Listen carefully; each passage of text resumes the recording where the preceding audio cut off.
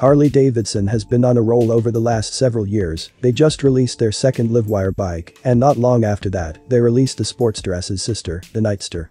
If industry reports are to be believed, this may mean that the Bronx naked bike will be released after all. The Bronx isn't for everyone, but neither was the Pan America, and look how it ended out. It's occasionally wise to give in to market pressure.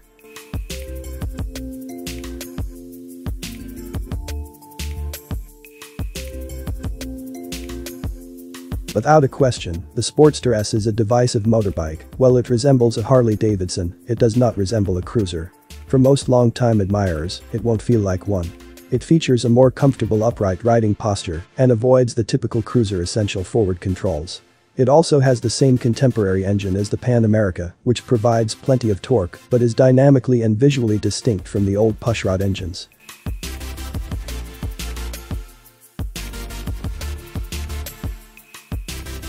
Whether you like it or not, the ergonomics are far superior on any previous Sportster, and unless you have ridiculously long arms and small legs, the new Sportster S will almost surely feel more comfortable.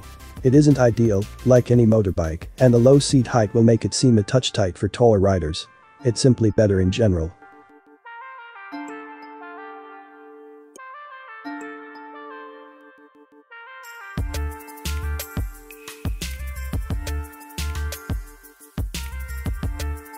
You won't be short on power with the new Sportster's 120 horsepower and face-melting torque, but it may also be its most limiting characteristic. Sportsters have a reputation for being friendly, but this bike is everything but.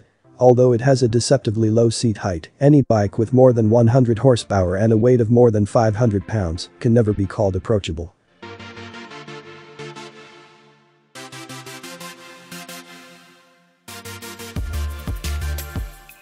You are absolutely blessed for choice when it comes to in-house and aftermarket options, and you can purchase pretty much everything for the bike, despite the fact that it is a relatively new model. The Nightster will not have this amount of personalization because it is too new. All Harley-approved parts will be present, but it will take some time for the aftermarket to catch up.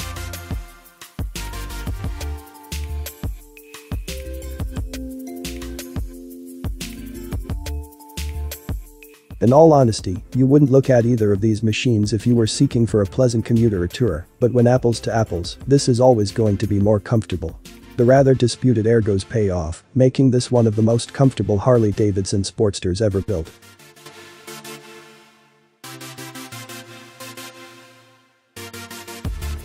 Looking this wonderful comes at a price, and so the litany of rider ergonomic issues begins. The Sportster S has a stretched-out riding posture with front controls and an aggressive droop to the handlebars. Forward controls will always result in a loss of bike control through the footpegs for riders of all sizes, and bumpy roads will result in a hurting tailbone and back for everyone. My shorter limbs pull me as far forward on the seat as possible, right up to the tank, for a shorter rider like myself, at 5 feet, 4 inches.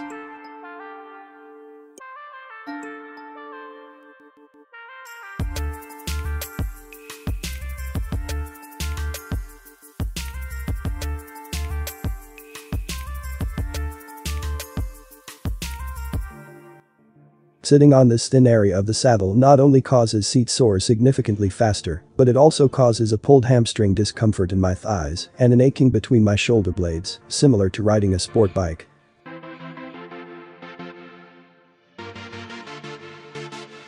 The 3 riding modes are purposely different. The dash interface is simple and easy to understand, and the range of other rider aids may be a little excessive, but it's better to have than not to have. I'm pleased to say that the dash interface and pairing procedure were both incredibly user-friendly, and I was able to pair all of my devices in record time.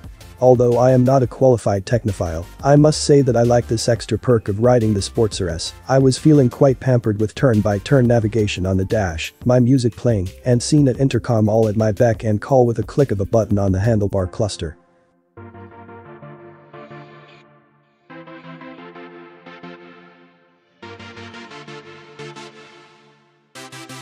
The Sportster S has improved on the previous model suspension by adding adjustable Showa suspension front and rear, as well as a true 43mm inverted fork. However, with only 3.6 inches of front movement and a measly 1.5 inches of rear travel, it appears like there isn't much to modify.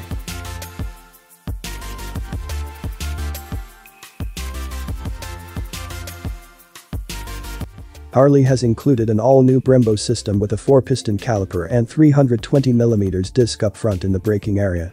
This single disc arrangement didn't have a comforting bite in any of my panic braking tests. A dual disc approach might be preferable in this case. The Sportster S's weight and power make it possible.